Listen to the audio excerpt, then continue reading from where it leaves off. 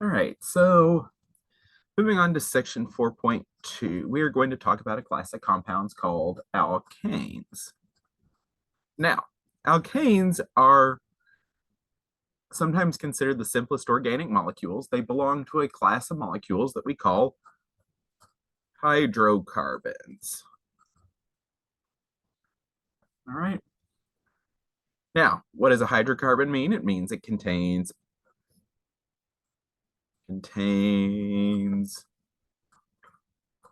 only carbon and hydrogen. Now, more specifically, when we talk about alkanes, alkanes are hydrocarbons that contain only carbon-carbon single bonds.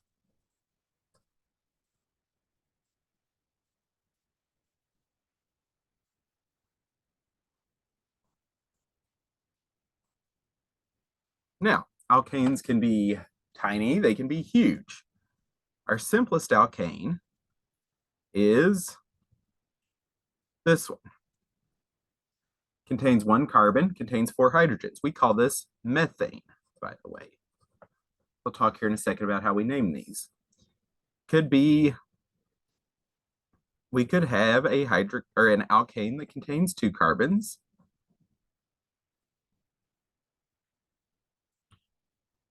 It's going to look something like this. We call it ethane.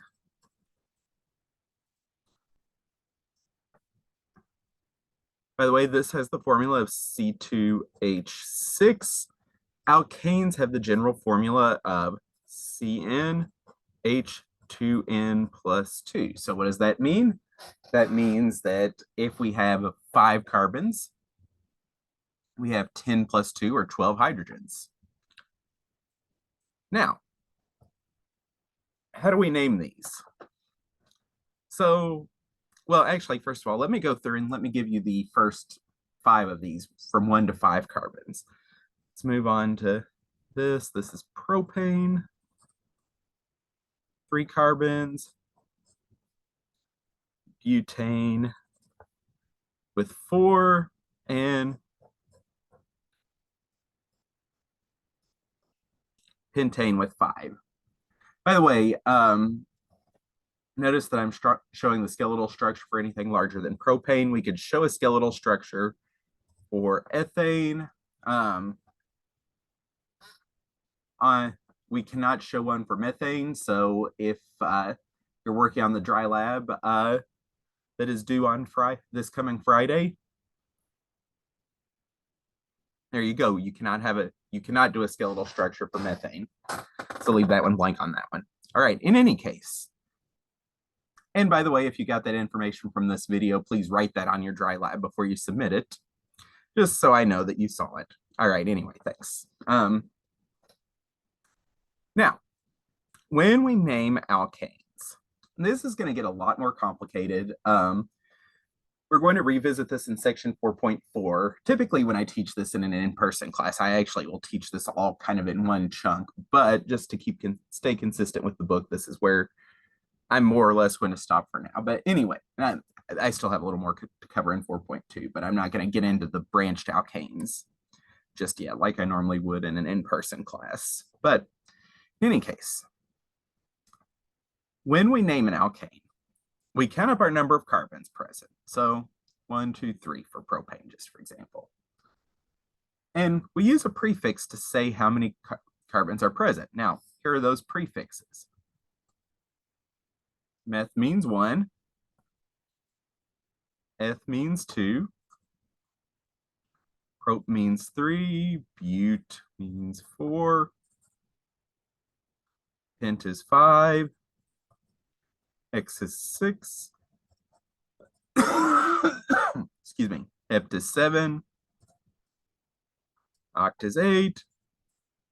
Known is 9. And deca is 10. So basically, we count up our number of carbons present, and then we stick the ending ane on the end of it. All right. So an alkane with 7 carbons would be heptane. All right. Now, I mentioned that we weren't going to cover branched alkanes just yet, but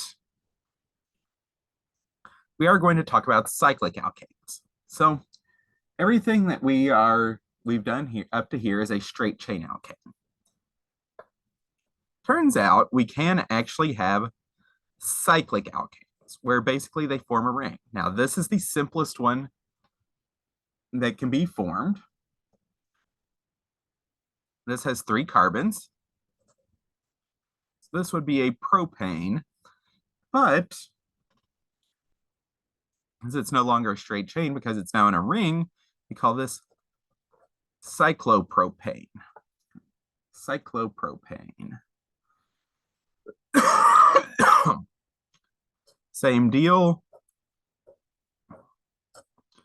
We have 6 carbons in a ring. That's going to be cyclohexane.